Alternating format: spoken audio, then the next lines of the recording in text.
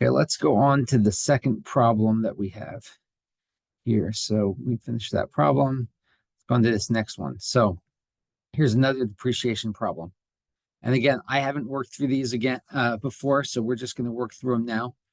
So complete this activity will help you learn to compute depreciation using the straight line method. So cool. So let's open up our Excel sheet and see what we have. Oh, good. So we have a whole lot of items that we are going to use the straight line method of depreciation on. Okay.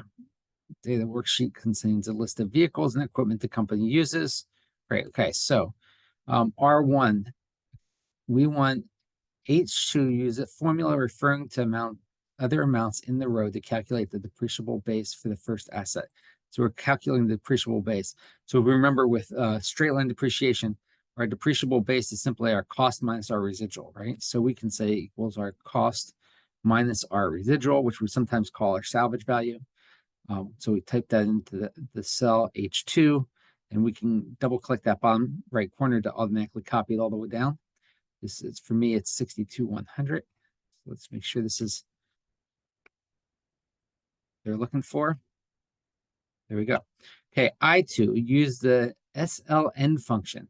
Ooh, SLN, to determine the annual depreciation expense amount for the first asset. Okay, SLN. Huh, I've never used this function before. This is cool. An asset straight line depreciation. So what do we put in here? Let's look at SLN.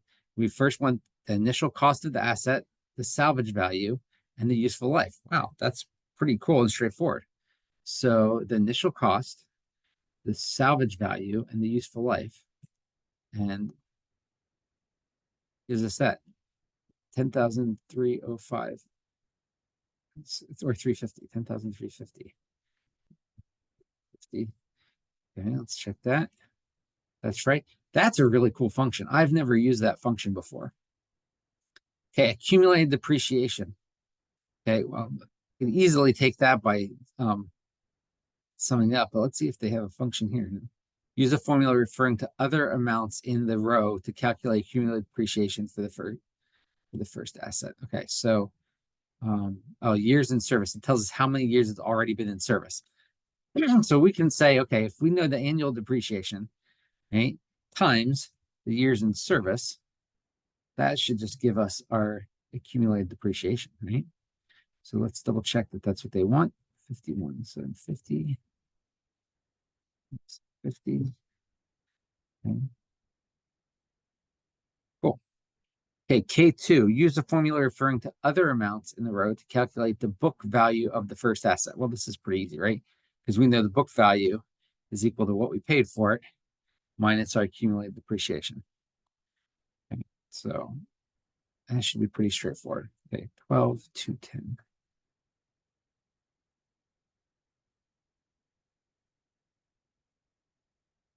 Cool.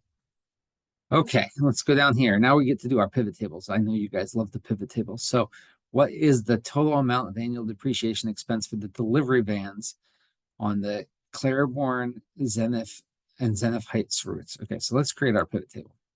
So as you remember, we create the pivot table. Actually, I'm going to do this. Insert pivot table and table range. Okay, A1. Okay, 131. Should be getting pretty easy for you guys. We've done a lot of pivot tables so far this year. Okay, so we are looking the depreciation expense for delivery vans on those two routes. Okay, so we're going to need some kind of row for our routes, or maybe it could actually be a filter for our routes. We need the annual depreciation as one of our items. And we'll probably need our asset type, right? Yeah, so we're just looking for delivery vans. So actually with these, we could actually make them filters if you wanted. So that might be easier for you if you make the routes and the routes and the assets filters. That'll be even cleaner, but I'm just going to filter it here. So route, I'm going to filter it by Claiborne Zenith. Let's see, Claiborne and Zenith, just to get rid of the rest of them. And in terms of my assets, I'm going to filter it and say, I just want delivery vans. And so there's my total. So 256,880.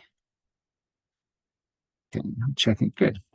Okay, how many pieces of light equipment have a depreciable base over 10,000? Oh, wow, this is interesting. Okay, so assets, I'm going to filter now to just be light equipment. So that's good. I don't need to filter it. Actually, I don't even need to know my routes, right? So I can take my routes out of it. So that's my total light equipment. I actually want to know every piece of light equipment. Okay, so let's look at here's all of my pieces of light equipment. How many pieces of light equipment have a depreciable base over 10,000? Oh, so I don't want my annual depreciation. I want my depreciable base as my number here. And so I'm going to use an if statement.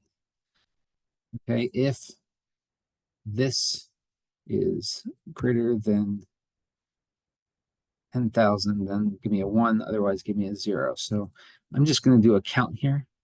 Okay, and I'm going to drag this down. So this is one way. This is kind of like,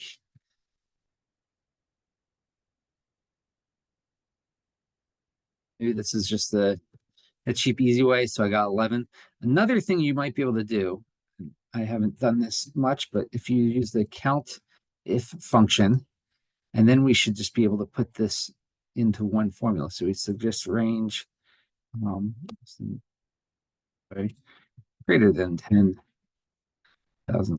Does that work?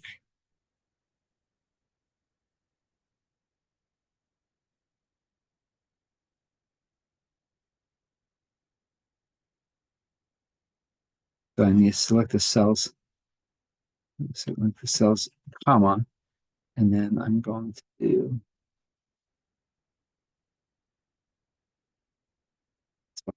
read for there because it's the same thing, but we're using the count if function, whereas the other one I just put a 1 next to it and did it and counted it myself with the sum. So either way works. So the answer is 11. So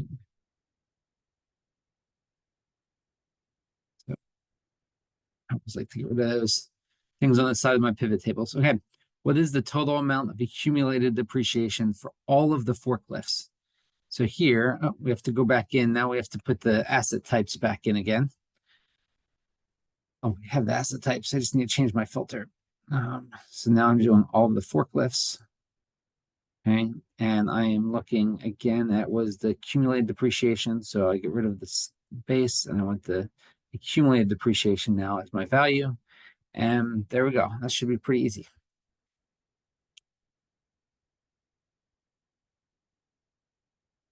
Okay. Hope you all saw what I did there. Again, make sure this says sum because we want to make sure that that's a sum.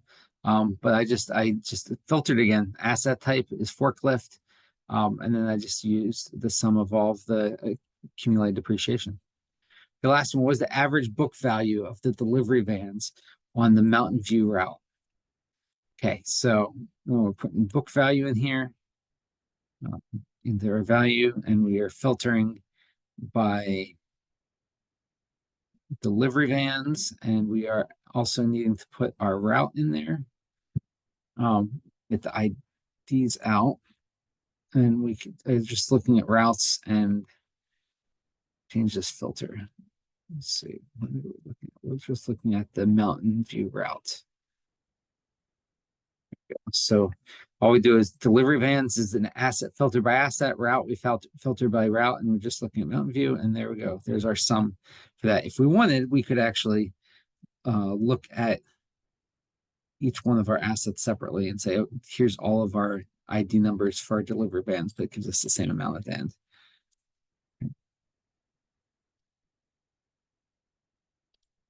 Oop, that's not what they're looking for. I must have read something wrong. Let's see. What is the average? Oh, the average book value of the delivery vans. Oh, that's tricky. So I have this as sum of book value, but we need to look for the average. So let's look at this and say, okay, we'll go to value field settings and just change it to average. There you go. Yeah, so for these problems, again, a lot of it is just making sure we're really reading what the question's asking. Okay. Q5, depreciation on equipment is recorded at the end of each accounting period with which of the following transactions? I'm going to let you guys take care of that one on your own. So that way you can read through it. So I hope this helps. Thank you and have a good day.